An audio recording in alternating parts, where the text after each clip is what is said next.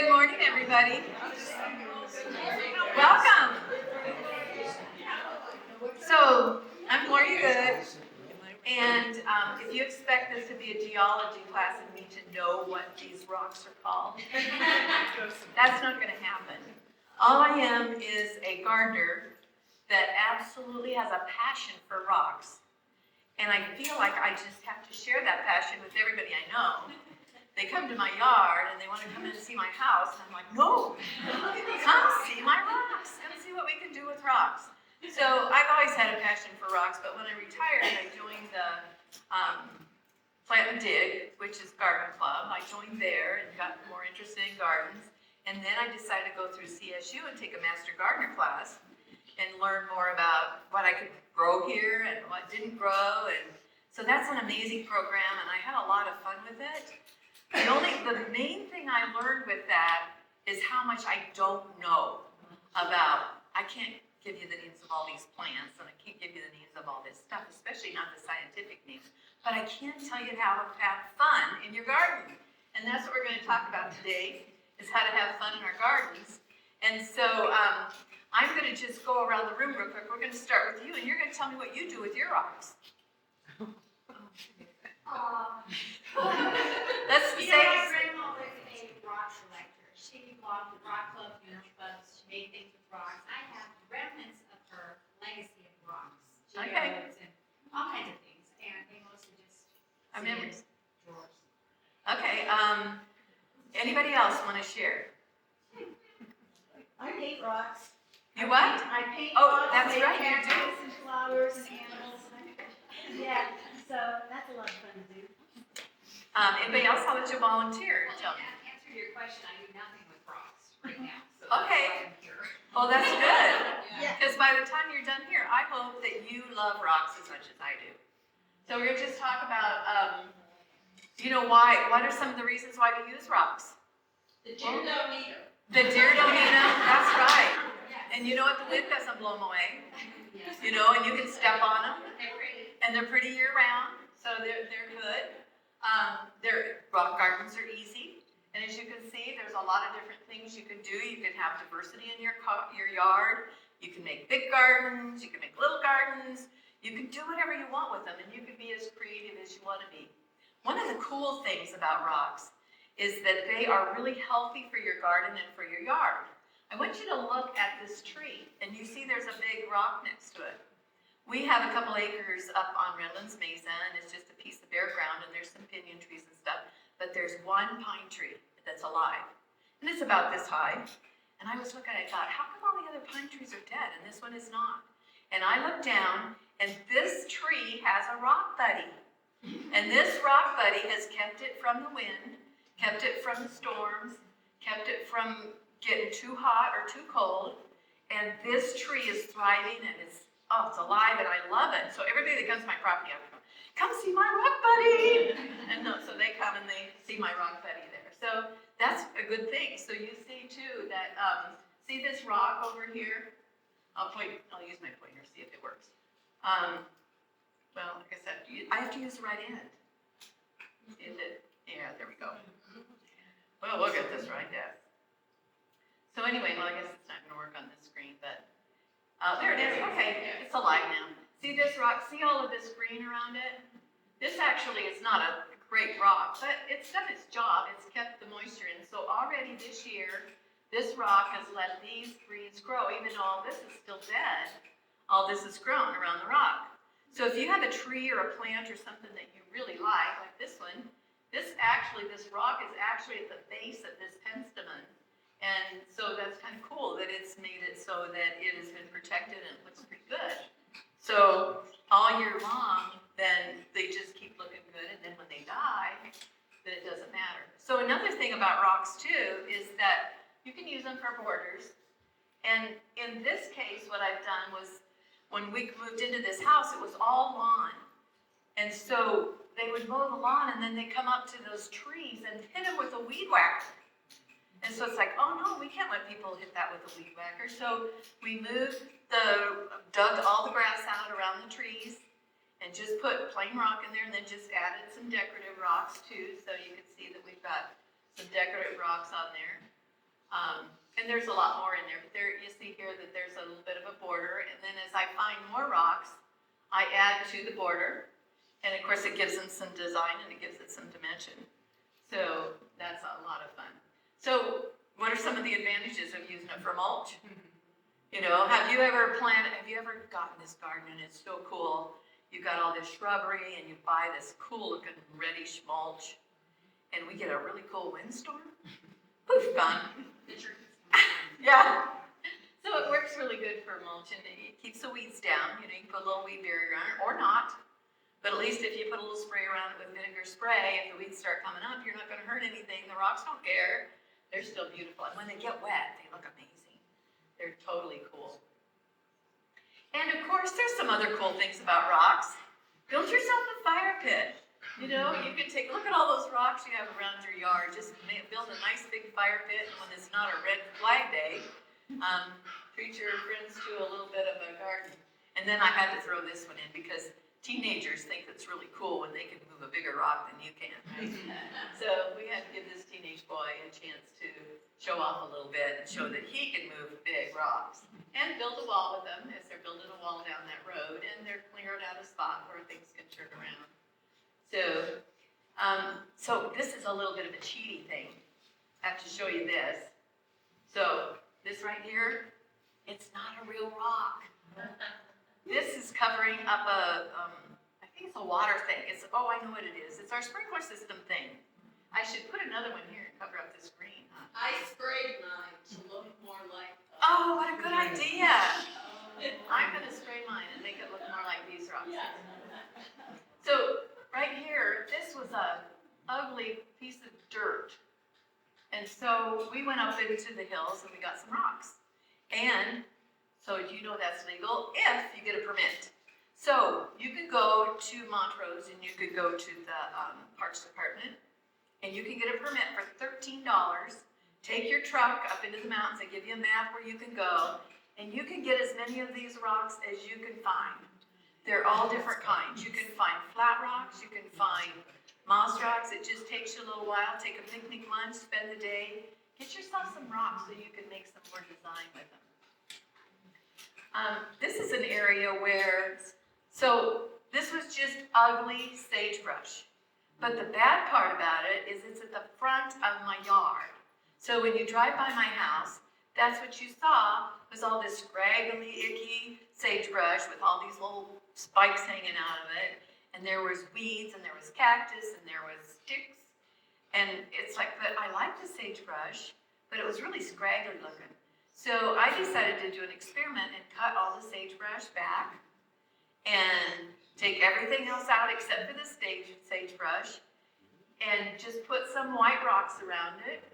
And then, you know, after I did that, it had this big white space in it. And I thought, you know, I probably should put a wagon wheel or a rock or something there. So that's what I did. But the downside of this, if you decide that you want to use sagebrush decoratively, which if you've got it in your yard, it's a really good idea. But in the fall, after the bees are done with all the flowers on it, cut those flowers off and get rid of them. Because what they'll do is they'll get down in here and you will have goop in your rocks and you won't be able to get it out. And last year I was careful to make sure I cut all of that off. And so this year it didn't hurt my rocks. My rocks still look good. This was the one thing all winter that looked good when everything else died. And you know, you still have this little rock area. So that was my way of kind of making it, since it's especially the front of the yard, if you have it in the back of the yard, you can let it go wild. But if you want to do that, then that's kind of cool. Because decorating with different color rocks. Yes? Go ahead. I'm just wondering how you keep your sagebrush looking nice. You know how they get really big and woody and different parts. Do you have to trim it down? That's just cutting it down. That's just from cutting it down. Yeah, so these were all pretty raggy. I had a really big one out here, but it blocked me when I went to drive out the driveway, and I hated cutting it down, but I had to. Yeah. This one's a new one, and do you notice why it's still doing so well? It's got a rock buddy. And then these were in there, and they had a whole bunch of pups and were scraggly, so I took the pups out and moved them around to other places. But I just cut them off and make sure you get all those seeds off. And these were scraggly, and they were ugly, and now they're pretty and they're blue, and by the end of the summer, they're really bushy and nice. And then if you look right next door, where they don't take care of them, because they're just letting them go wild, which is fine, then they're just woody and gangly and stuff. So keep them cut down, and they do that. And that's something that I just learned, I didn't know. How far do you cut them back? You know what, they don't care. You know, I mean, they don't die. I still have, and they still do seed, and I'll get little seedlings. And I've given away a bunch of them and cut a bunch of them down and stuff too. So they really don't care how much you cut them back. And you might think you're cutting them back too much, but then they'll come back and they'll do fine. So that's something we have. Yes? How long ago did you trim those down? A couple years or 5 years? These have been trimmed down probably 3 years now. And I've had to cut some out because they got too big. But they do end up getting some water, not very much. We may water them maybe once or twice a year. But we do have a little area that, you know, so they probably do get a little bit of water, but not much. Yes? Gloria, the Russian sage is the same. Mm-hmm. You need to trim that back too, Or right? it'll do the same thing. Or it'll do Yep. the same thing. Right. But Russian sage comes back a little different. These you don't cut all the way down. I've never cut them down farther than that though. Right. So, I mean, I always leave at least 2 or 3 feet so that they can. So another thing that we use our rocks for is pathways and designs. I mean, it's not only practical, it's smart. And now that I have pathways all the way around my house, I can go out in bare feet and I can walk all the way around my house. I can walk down to the creek in my bare feet, and that's kind of cool. And these are just rocks, these are just some flagstone that we got, and then we put some red rock in between them. So we got that at Pioneer Sand. Pioneers, if you're not familiar with Pioneer Sand, it's a great resource for rocks. And sometimes you go just look at the rocks they have, and they'll have like a whole pallet of them, and you look at there on the top, and you see one you like, and you say, "Can I buy this one?" And they'll go, "Yeah, they're good." And then they charge you, 20 cents. It's good. So now we're going to talk about making gardens out of rocks. That's what you were all here for. You want to know how to make gardens out of rocks. This one isn't real clear, but this is a crevice garden. Let's go to this one here. So one of the things that this person has done is they've used the rocks that they've already got. So they put the little plants in between the rocks. And when you go up in the mountains, do you notice the crevice rocks? I mean, I notice now, I do especially, is that I'll notice all the plants that are growing inside these little crevices. And so I'll look and see what they are, and it's like, I bet I could find one of those and grow it. And if it's up here and it's growing, probably the deer don't eat it either. So I look at those when I'm in the mountains. So a lot of you said that you have a lot of rocks in your yard. So just making a crevice garden, just use those rocks. And I was walking the other day around the golf course, and I noticed that someone has kind of a pile of rocks in their front yard. And I thought, you know what, I hope they're making a crevice garden out of that, because they kind of have them stacked. And so maybe they are. Maybe they've been inspired to do a crevice garden, because crevice gardens are a lot of fun. You need to pick the right spot, and you need to make sure you put some soil in there, but it doesn't have to be great soil, because of the fact that the mountain plants don't grow in really great soil, but it is kind of need to be sandy, and if it's too tight of dirt, then it can smother them, and of course we all know that. And it's kind of good to build a little bit of a berm before you start putting the rocks in. And that way too, if you build a berm, then you can kind of go down in the berm a little farther with the roots if you have something that has kind of a long root on it. And so then it's a good idea then to do that. And you want to pick out some plants that are good for that. And I'll show you some pictures of some plants here in a minute. But you do want plants that are going to stay low. If you get your crevice garden, you have all this big stuff growing out of it, pretty soon nobody sees the rocks, and then when they die in the winter, you've got a clump and you're trying to clean it up. So some low growing things that grow low are kind of nice, and then just, water it a few times, make it good and watery before you make it wet before you plant it. But then you don't have to do a lot after that. But, just keep the weeds pulled out and make sure what's growing in there is what you want. Yes? Yeah, I do have a question about rabbits and getting holes in your crevice garden. Because I have something like that in the back, and I'm getting these big holes. I think of foxes doing holes too, and rabbits and stuff. So how do you prevent that? I have to tell you that I do buy some rabbit and, I buy some rabbit and deer spray sometimes. Hey, Mary, there's a seat right up here for you, so I can keep it, no, I wanna keep an eye on it, okay. So anyway, yeah, so I do have to do that once in a while, but we don't have a lot of problems with rabbits. So as you can see here, there's a lot of different ways you can do your crevice garden. You can have just boulders and have them between that, or you can spread it out and have it that way. But any way you look at it, the cool thing is that you just need to make it your own. You don't have to have it be anything in particular. It doesn't need to look like anybody else's picture. It doesn't need to look like anything. It needs to look like what you have made. And I have a lot of fun. I go down to the gardens and I look around and I think, oh, that might be good in the crevice garden. And then I plant it in my crevice garden and the next day the deers eat it. And I'm going, I guess I won't have that in my crevice garden because I don't want to. So, like you say, the deer and the rabbits sometimes will, if you've got a problem like with the rabbits, then it's a good idea to spray. But if you're not having a problem with them, I just kind of leave it alone. Yes? Gloria, have you found plants that the deer don't like? Yes, and I'll show you a picture of some of them. Yeah. Okay. Could you go back to that squeegee stuff the 2 slides back and just talk a minute about? About this over here? Mhm. Okay, so this you can find, this, you can find it at Pioneer Sound, or you can find it, but I think that's where we found And you those mix parts. it with the soil for the Mhm. crevice. Yeah, and then I cover it, with the topping with it. Gotcha. I top it with that. And we'll be working, when we do our succulent gardens, we'll actually be working with some soil like that. That is a soil that's just smaller. And what I've been doing is going on our property out there, I told you we had a little piece of property on Redlands Mesa. When the ant hills in the wintertime, when all the ants go away, they leave that kind of soil on top.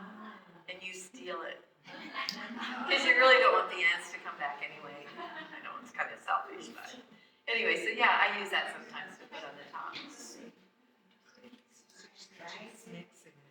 So anyway, this is a bigger one, and you can see that in here are some plants that you probably are familiar with. Here's some, and I think some of these are even some that don't, so like I said, I can't remember all, but thyme, this is some flowering thyme. I've never had the deer bite any of that off. This is a little bush. There's just some different things in here. And sometimes when they're stuck in crevices far enough, then the deer don't bother them anyway. But this one's just a simple crevice garden.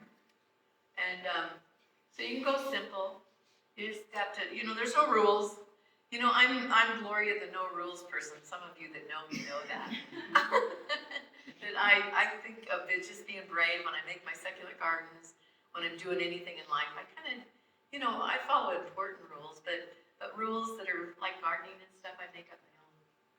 Here's one where they've, this one they made it kind of like sandwich, they just stacked the rocks straight like that. And maybe that was already there in their yard, maybe not. But they put other gravel here, plus they've got a planter here. So they've done some different things. Plus look back here, they've got kind of like mine where the rocks are kind of helter-skelter. And they've done a crevice garden there. This one they've made a small little crevice garden because maybe they don't have a big yard. They've got like one of those apartment yards and they've stuck some stuff in here. And I can see here that they've done a lot of things like the hens and chicks that live through the winter and stuff too. So those are kind of fun to do. So you can do that too. So you can go large, you can go small, you can go any direction you want to go. Here's some too, but you like to pick low-growing rocks. Low-growing plants, I'm sorry. Like I talked about, this one is in Steamboat Springs at a garden they have there, which is kind of fun. And what I like to do is I like to mix up the perennials and the annuals, because then the perennials will come back. But the annuals, a lot of times, are more flowery and stuff, so they're kind of fun to mix up. So it's fun to have everything. And you got to plant for the bees. You got to do that. I'm going to start raising bees here pretty soon, so you got to plant for my bees, okay? They're going to be up on Redlands Mesa, so they won't come sting you. But anyway, you need to make sure you do color so that the bees come around and read your little labels that say bee flowers and that type of thing, and plant for your bees, plant for the butterflies, And plus, they're fun to watch. I love butterflies. This is actually my first attempt at a succulent garden. I mean, this is a crevice garden. I did this one in 2018, 2019. I forgot to take a picture in 220 when it really did look good. But it's just started, and you can see here that I've done some different things. There's some different rocks that I've gathered as time has gone on. These are some ice plants. The thing about ice plants, porchitella actually, is that they close up in the nighttime. So after 4 o'clock, when the shade comes across, then these are all closed. And the ice plants do the same thing. So I had a lot of ice plants there. But that was a lot of fun to start my first one and try it in a crevice garden. And so since then I've added to it, and I'll continue to do that and make it a little bit better. These are some of the things that did grow really well in there. And there's some ajuga there, and some moss, and some ice plants, parsley, that's what that's called, and then dianthus. So those are things. This one actually, the dianthus actually gets quite a few flowers on it, and so it looks really pretty in the garden too. So these are just some that did really well, and the deer didn't eat them. So they lasted all, yes? Is that one, Coral Bells? No, that's actually, Oh, that's you. that's in the June, yeah. And that one spreads pretty good too, and the moss has spread really nice, too, through the garden. I didn't know if the moss would work or not, but it's been kind of cool. And it's gone around a little bit. Does that have to be north side of shape? Actually, you do want I don't know, I had some in different spots. In this particular garden, about 4 o'clock, the sun's down on it because it's on the north side of my house. And so you can see that building steps with your rocks, that's pretty cool. You should do that, build some steps. So these are some, the creeping thyme is really a good one because the deer won't eat it, and it does get some nice flowers on it. And the ice plants, those actually were some of my ice plants. And they do really, really well. And Deer don't eat your ice plants? they eat the porchitella, but they don't eat the ice plant. The porchitella is an annual, and ice plants are semi-annual, and they don't eat my ice plants, but they'll eat the porchitellas all around it and leave my ice plant alone. And the snow in summer, I have a whole garden of that, and they never touch that at all. So snow in summer is a really good ground cover too for deer things. So this is Gloria, how porchitella. much water did that last garden get with the ice plants? Yeah. Oh, my succulent garden, my crevice garden. I just kind of watch and see when it looks like it's dry, maybe once a week or so. And when it was first getting established, though, I watered it 2 or 3 times a week until those little roots got in there. Because, and then after that, your rocks are doing their job. They're holding it together, they're holding the moisture in, and they're holding the heat out and stuff too. So, and here I like the porchitella, and I think they're great, but they do close up, and the deer do eat them. But they come back. They eat off all my flowers and clean it up. But as long as they don't pull the plant out, they nip them off, and then they grow more plants. So they're a good one for a rock garden for that reason. And we gotta have the deer have something to eat. Kind of nice to them. And so here's a crevice garden in the wintertime on this one here. And there's an alpine garden over it. I don't know if you know Joan Chambers, but that's in her yard. And so she gave me permission to take a picture of that. So in the summertime then, in the wintertime, then you still have winter interest and you can put different things in there. So now we're going to go from crevice gardens to alpine gardens, which they're very similar. But this right here is have any of you been to the Betty Ford Garden in Vail? Yeah. Okay. If you have not, the next time you go by Vail, you need to go. Acres of crevice garden and alpine gardens and rock falls, waterfalls. Beautiful. I mean, I could stay there all day. Of course, you know how much I love rock, so. But anyway, this is just a little bit about it. That, even though it's at 8,200 feet, she grows all this. So that was a real lesson to me, is this is growing clear up in Vail. I could grow this. So I got a lot of ideas from when I went there. And I walked around and looked at all the rocks and what she was doing. And there's a lot of visitors go there every year. But if you get a chance, stop in Vail and go to the Betty Ford Garden. And just enjoy. I just thought I'd throw that in because it was fun. But in the Alpine Garden, you want a lot of texture. In the Alpine Garden, you have less rocks and more plants. So in the Alpine Garden, these are just a couple that will give it texture. You can keep your lambsy or cut back so it doesn't get too big, otherwise it could go crazy in your Alpine Garden. But it's kind of a fun one because it spreads and it grows good. It doesn't take much water, and that's one of the things we're looking at. Remember though, until you get it established, you do need to do quite a bit of water. Once you get it established, it's not so bad. Something here too is that this is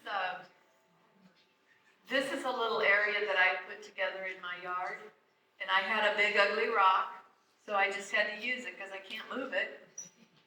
My husband bought me a lighthouse and we put in a little bridge, but this area was so full of weeds and stuff, and we didn't want, weed whackers around to grow, the grass in here.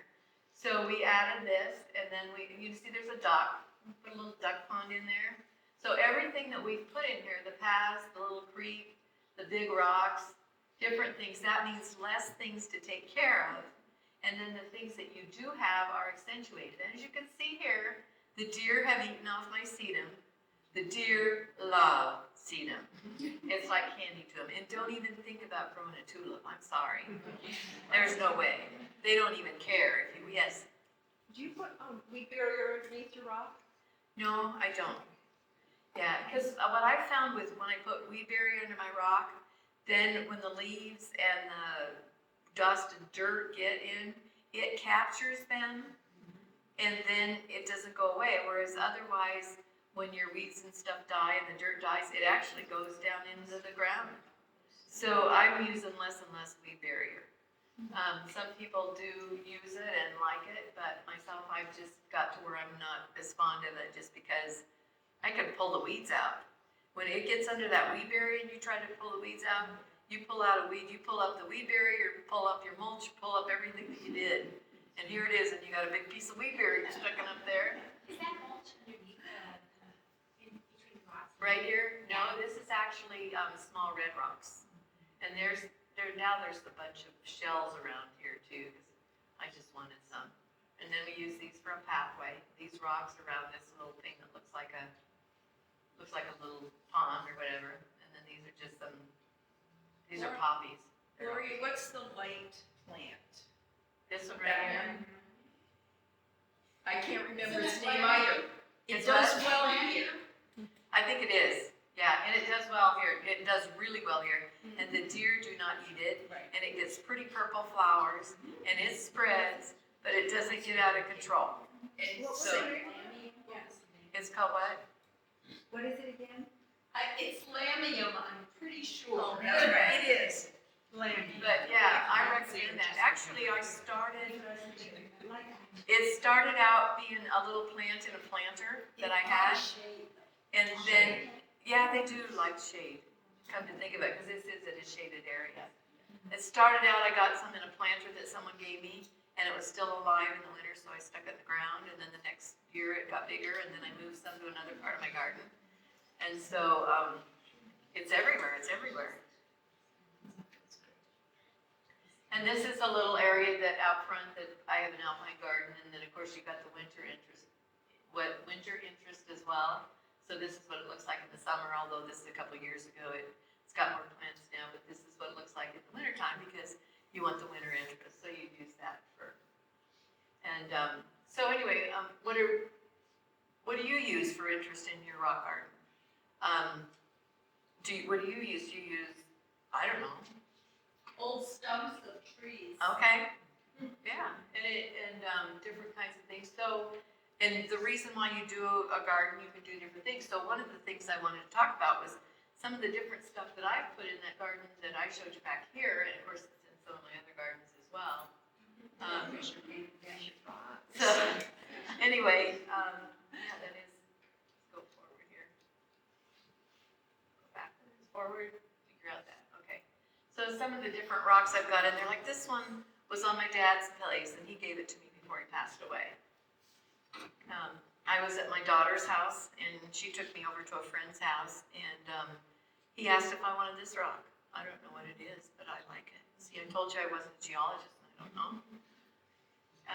You know, when we went to Coral Springs, we stopped at a rock shop, and I bought this one. I don't know what it is, but I like it. My sister and I, we went for a boat ride, and she picks up this rock, and I don't know what it is, but I think it's cool, so I brought it home too. And someone gave me this rock just because they didn't know what it was. They didn't have any clue what it was. I don't have any clue what it is, but I like it. And this one was in my brother's, at my brother's house, and it burned totally to the ground in Black Forest a few years ago, I guess it was in 2014. And it was a big piece of petrified wood, and now I have a bunch of little pieces of this all over my garden because the petrified wood burned. And this is ugly on the outside, but you never know what's on the inside. Often I want to break rocks open just to find out what there is. I was at Lake City one day walking around, and I saw this, and it was kind of outside of a rock shop. And so I went in and I asked the lady, I said, and it looked like it hadn't been cared for, nobody had been doing anything for years. And I took this rock in and I said, will you sell this to me? And she said, yeah, $1 a pound. Hey, I like it. So, oops, I'm not supposed to go there. So anyway, so we keep it for sentimental value for some of the things that we've done. We add rocks and stuff to our garden. So rocks can have a lot of meaning to us too. They're sentimental and they're fun. So, you know, my house was really small. When we moved here, we moved into a 1,300 square foot house from a 3,600 square foot house because we downsized. And we got rid of so much stuff. And then your kids still want to give you gifts. It's like, no, please don't give me anything. There's no room in my house for anything. Give me a rock. And so I don't let my husband buy me jewelry. There's no way. If you want to give me something, give me a cool rock. So you can paint rocks and put them in your garden and give it kind of a theme too. I mean, that's kind of fun. You can do it. And then, you know, you want to put some bushes and shrubs in your alpine garden, some that are going to live and be perennials. And they don't need a lot of, you want to look for something that's disease resistant. Yes? What is that top one on the left? It's on the red mulch. Do you know what that? Anybody? The one with the red mulch? I have one, but I don't remember what the name. And you'd think, being a master gardener, that I do have a folder, and I thought about bringing that because I do have the stuff that I bought. I do have it around the house, but it's some kind of a conifer. I can tell you that. No, it's like an evergreen. It is an evergreen. I do know that. So Gloria, Yes. if you were to give me a list of the plants you bought that have worked well for you, I can put it out in one of the one of my e-blasts. So Okay. we can post it on our website, and then I'll be happy to do that. Yeah, especially the ones the deer don't eat. yes. So anyway, you've got a lot of choices, but one thing is that just do it. There's no rules. I mean, try it. I don't care how you do it. Find ideas online and look at your books and, just whatever you could do to find stuff to be fine. So make it your own. Because sometimes you can start with just a small, simple, okay, I've got this clump of rocks. I'm going to put some crevice gardens. I'm going to put some stuff in here. But then as time goes on, then it grows. You can make it bigger if you want to. Work with planters, and these are some different planters, and you could put rocks in with the different things that you have. Because when I do planters, whenever I do planters, you'll notice in my planters, there's always a buddy rock. I did an experiment with my grandkids. They came over and I took off a bunch of jade. So you've all propagated jade. So I put jade in, I had little roots on all these jade, and I had 20 plants, and I gave 10 of them to one granddaughter and 10 to the other granddaughter. And the one granddaughter got to put buddy rocks in all of her jade, but we didn't put buddy rocks in all the other jade. And I did it just as an experiment, but the ones with the buddy rocks in them all grew twice as big as the ones that didn't have buddy rocks. So even in your planters, put a buddy rock in there and water it on the buddy rock, and then you'll see, and it doesn't make a hole, and that rock, especially if you put it kind of around the root, will, make it stay, it'll help keep the moisture in and stuff. So rocks are our friend. You can do planters, I put those around my deck. This one, I made a little area that was a trouble area, and I said I put puzzle rock in there. And so that was an area that nothing would grow, and I just got tired of it, trying to make stuff grow. So I just made a puzzle rock, and then I just planted, and look at that's just seeds. In fact, I picked those seeds up from somebody's garden, and I just threw those marigold seeds in there, and look at them, they went crazy. And they even grew in my rocks, and I told them they could stay. And I even gave them a little water and stuff once in a while. This last year, they grew all over in there, but it was kind of fun. So anyway, just keep your hands in the dirt and make planters and use rocks and all that kind of stuff. You can be practical. You can make, do silly stuff with rocks and plants. And since this is more about rocks and not plants, the reason why I do have this picture in here is you will see on this that they have rocks in the bottom of here. So they've done this little garden in their yard, but they've put the rocks down here so that they can, have some drainage. So you'd want to do that if you're going to do something like that in your house. Just make sure you've got enough rocks for drainage. And get yourself one of these moisture things. I've got one of these and I use it all the time. And then you're not planting, because the worst thing is, more people overwater than underwater. So get one and make sure you use it every time that especially if you've got a plant that doesn't have drainage. Water meters are really a good idea, and they're inexpensive. And one of the things, this one has a different kind of rocks. This is just plain old brick rocks. They've been made, but still, they've made a special place for sitting areas and patio gardens. And the other thing about rocks, how many of you really, when you go walk down the trail, you see all the rocks and all of the stuff tumbling over the rocks, and you just think it's amazing? So that's another thing about rocks, is the waterfalls. The sound that it makes when the water's going over. So listen to that and reflect. We've got, if you go down the trail, how many of you have been down the trail, Surface Creek Trail? I hope there's nobody that's missed it. If you haven't been down Surface Creek Trail, you need to go down Surface Creek Trail.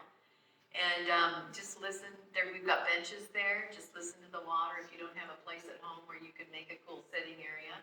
This is a sitting area I made in the back of my yard. It's kind of an ongoing project. And so you can see where I took and I planted some of that, the one I don't know the name of. And my cousin gave me this, and it's a perennial. And I call it my Frankie plant because her name's Frankie. But we just put the rocks here. These are just rocks that we found up on when we went rock hunting. And we just put them down, and they were kind of flat, so we did that. So that's just kind of a little sitting area. Because the important thing is that you do take time to sit. Because, there's a lot of reasons to sit. If you use rocks to help you, and Deborah, talk to us just for a minute about why the minerals in rocks are important to us. Well, for myself, I create things with the energies of rocks. And so they become an intentional piece. You can buy, rose quartz, an easy one, okay? And you can buy relatively large pieces of rose quartz. And rose quartz has an energy around love, not only in relation to other people, love, but love of self. So setting something like that in either a dish garden, or if you buy a nice chunk of it and have it near your sitting garden. I'm not that metaphysical a person, but I think the intentional piece, the understanding what people have associated those rocks with, I've really become very fond of the different types of rocks.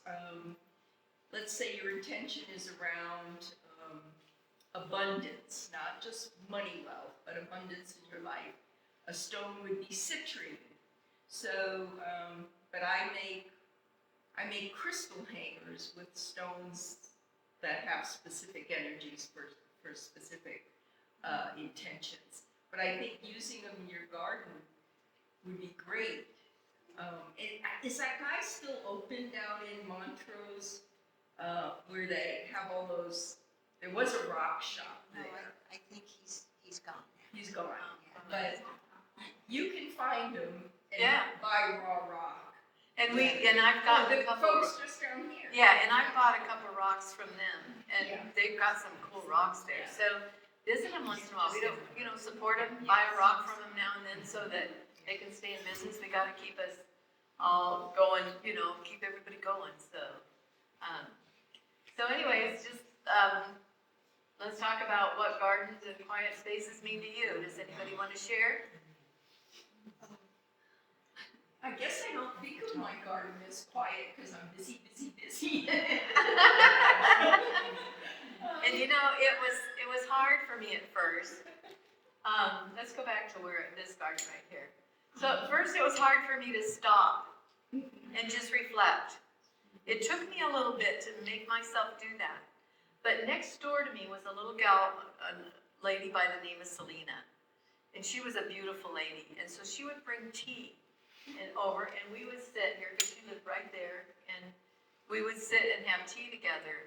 And I didn't know her when I first moved here, and we got to be really close. And she was just really a special person in my life. And since then, she's passed away. And still, when I sit in that garden, I think about her. And in the back of my garden is now it's not there, in this picture because it's happened. My granddaughter brought it to me since then. But my brother had started a statue of a bear. He carved bears and stuff. And he had one partly finished when he was killed. And so she said, I don't know if you want this or not, or maybe you could find someone to finish it. And it's like, no, it's exactly the way Alan left it.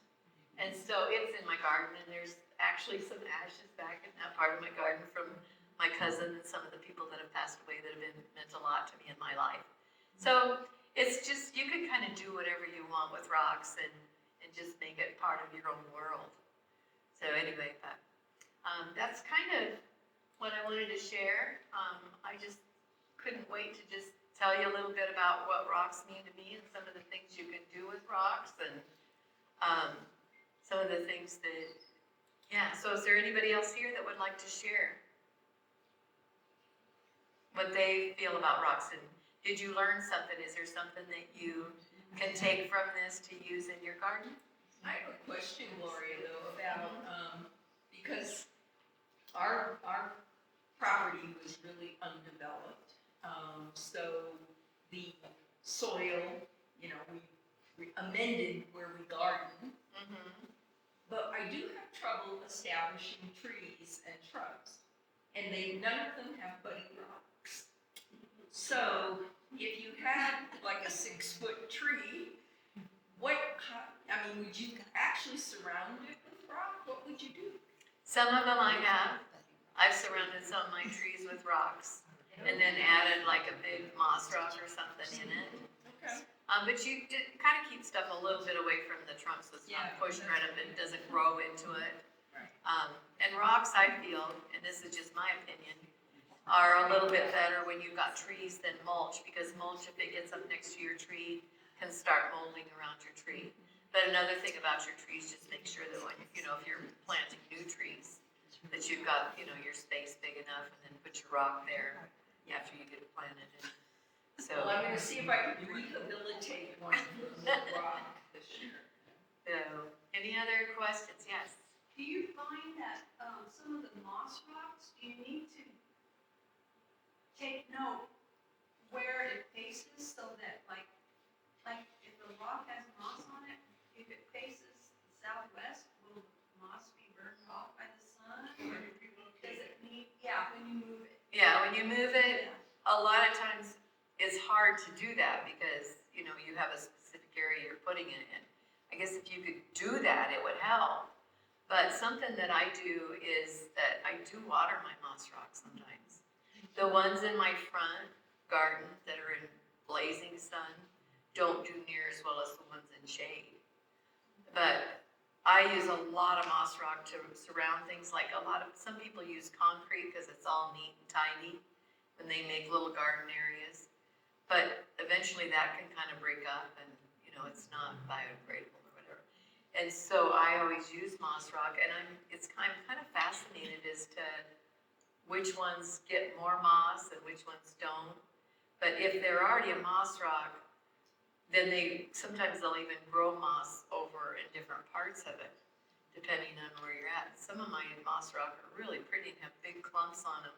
And then some of them that, like the kids brought me rocks from up in Guffey, Colorado, and they're in the front. Some of the moss is faded, and some of it's actually gotten better in the sun. So I guess it just depends on the kind of moss it has on it too, because sometimes I've got green and orange and different colors of moss. That's like, Yeah, and the deer will eat some of the lichen. I mean, they do like some of that. So. I don't know, what time are we at? 1:45. So Okay. when you went to get your permit to collect rocks, was that up in the Uncompahgre? Yeah, well, it's kind of you just go past Dilton, go up a road, and they give you a map. And then you had to get your permit from the Forest Service Right. office, okay. And then a lot of times, like I say, we'll go up and spend a half a day or something and just gather them. And at first, it takes you a while to see them and know where they're at and stuff. My husband, the first time we went and gathered them, we went with a friend. And so she said, oh, this is a cool place to get them. And so she took us to this place that had all these really cool rocks, a lot of flat rocks. And my husband was with me, and of course he was with Wyoming Game and Fish, and so he's like the letter of the law. And so he's like, we can't have these rocks. And he made her take the rocks out of her truck and put them back. And he took us to the area, according to the map, where we really could get them. So he wasn't even going to be with them if they had rocks that were from the wrong place. Gloria, what you just said reminded me of something. Like when we're out collecting the rocks, but not just to, oh, I want that one, I'm gonna take it, but to say thank you Right. for allowing me to take it from its space to mine. Right. And you do want to be careful where you gather rocks. You don't want to get yourself in trouble, Well, no, or But even like- following the map. Yeah. Right, following the map, or even if you are, like I say, on a walk and Correct. gather a little Just rock. remember that it's, Yeah. just to say thank you. It'll feel Right. better in the garden when you say thank you. Well, and the rocks that are out, in the BLM, they're doing the same thing that you're talking about in your garden. They're protecting little plants and, they're doing a job there. So try not to take them, where a little tree is started. Right, and I think that's important, Yeah. is to look at what is this rock doing here, It's like, oh, yeah, it's gonna have much better use in my yard. I can entertain you all with a story about rocks that you shouldn't be taking. When I was in California, I made this beautiful backyard, and I would go down to Torrey Pines State Beach in the winter, and I would fill the back of my truck with all these rocks. I mean, they're everywhere. They're just piles of them. Well, I needed one more load, and the last load, one of the park rangers, the ranger came, and he said, "You can't be taking those rocks." And I said, "We can't." Sorry. And he told me how much per pound the fine would be. My backyard in California probably had over $100,000. Illegal. You just let him follow you home, did you? I lived at least an hour away, so he wasn't going to. But and it was my ignorance. I had no idea I couldn't take those rocks. So, And that's true. Even we went to Ridgeway the year before last, and they'd had a huge runoff. So there was a lot of driftwood, beautiful driftwood floating around. And you don't wanna run into those with your boat, so Gary drives up next to him in his boat, and we take this driftwood and put it in our boat. So I'm super excited, because as you can see, I love this stuff to be in my garden, right? And so I'm thinking of all the places I'm gonna put these, and so we went up, and of course, they check your boat when you leave, and make sure you don't have any live bait, da-da-da-da. So she said, where'd you get those? And I said, I picked them up off the water so we wouldn't run into them. And she goes, well, do you want to pay a $200 fine and lose them, or do you just want to take them out and put them over here? It's like, okay, but that's the same thing. You know, you don't have any idea, you don't want to break the law, you think you're just doing natural stuff, and it could be kind of interesting, so, but anyway. But if you get a chance to walk down Surface Creek Trail, if you look over, how many of you know Joan Chambers? Okay, so how many of you have seen her yard from Surface Creek Trail? So it's about halfway done, you can't miss it right now, it's full of daffodils. And Lisa Joss is right next to her. She's got a black fence around her house. And those two places are just beautiful. And she uses a lot of rocks. She's got a lot of, like, her daffodils are up next to rocks. And I've planted daffodils in all different places, and the ones next to the rocks are the ones that come up the best. So rocks are your friend, and I really didn't even realize that until I started doing some experimenting with it. So does anybody want to share something else, or something you learned that you're going to go home and do, implement? More rocks. Digging around. Yeah. Yeah. So, and I think most of you are enrolled in the next class, right? Building a succulent garden. I don't know if you are or not, but anyway, all the stuff for building a succulent garden is over there. And so, anyway, that one, it just shows you how you use the buddy rocks, and it shows how you just a little planter thing. And so we're gonna make some of those this afternoon. But feel free to come up and look at my fun rocks. Yes? Well, I'm gonna ask your advice again. Okay. There's an area that I would like to do a garden. And it's already a small slope. Uh-huh. So I wouldn't build a berm, Right. but I would build into it with rocks. Oh, absolutely. I would love to have a slope like that where I could just stick rocks in, kind of like a sandwich, and then have the crevice between them.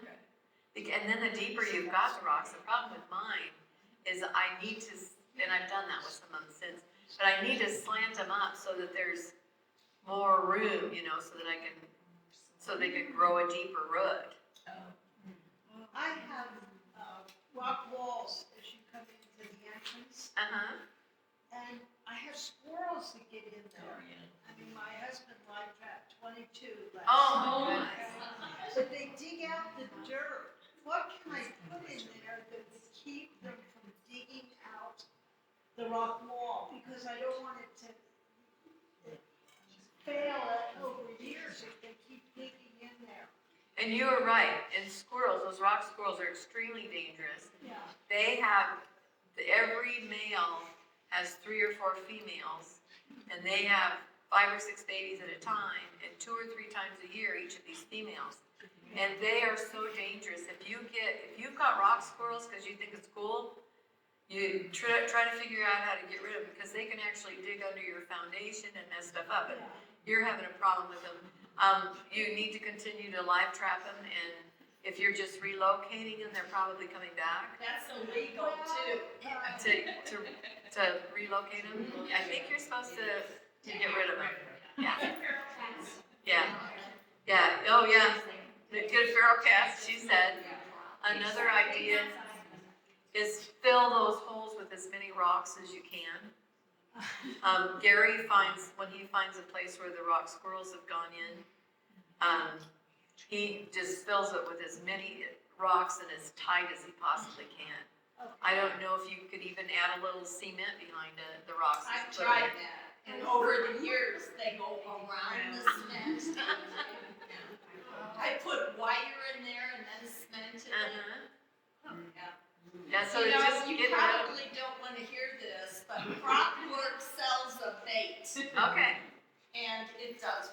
I do wanna hear that, because I think that's, I mean, you know, just like people with groundhogs that have, you know, their horses and cattle are breaking their legs. You know, some of those pests, because we don't have enough foxes and coyotes and, you know, we've come in with our houses and stuff and those bigger game, those predatory animals have been moved out and killed or whatever. And you don't realize that because those predatory animals aren't there, that things like rock squirrels, groundhogs, different stuff like that, yeah, even deer, we can't do anything about those. They'll overtake your yard if you don't do that, which is sad, but you have to do it. We have a stream in the back and it has a real thick PVC liner. Mm-hmm. The rock squirrels have eaten through that from underneath, so they're really bad. Yeah, well, yay for Crawford. I have a neighbor who said that she would put her dog's waste in the hole, and she was successful with that, but that's a little jungle. Yeah. Especially if you don't have a dog. I got tons of dogs. Well, unless anybody has anything else, I think we're just, yeah, so we are, thank you for coming. I hope you learned something. I hope it was fun. It was fun for me. And so, yeah, enjoy your rocks. I want you all to know that Phil's been filming, so it will be on our YouTube channel. Great. So, rather than take notes all day long. Ah.